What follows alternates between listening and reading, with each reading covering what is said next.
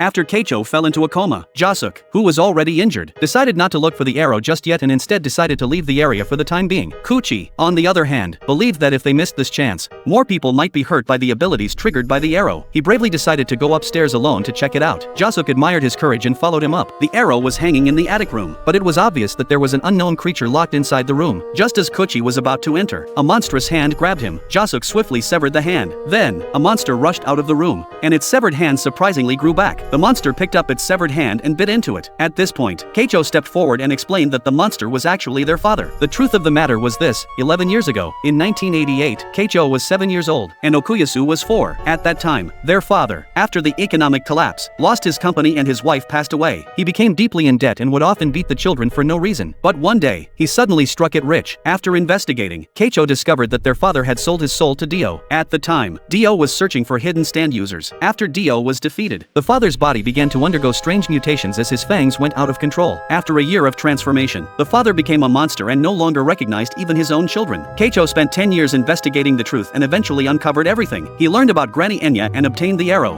and he also realized that his father couldn't be restored and couldn't die easily either. So, he had been using the arrow to trigger new stand users, hoping to finally end his father, a being who couldn't be killed no matter what. Now, their father only aimlessly clawed at an empty box. When the box was taken away, he would cry helplessly for days. Keicho felt extremely frustrated. His emotions were conflicted. He wished that his father could just die normally. At that moment, Jasuk noticed some fragments in the box. He used his ability to restore the contents of the box. It turned out that it was actually a family photo from Nijimura. It turns out that what the father did with all his might to protect was his family.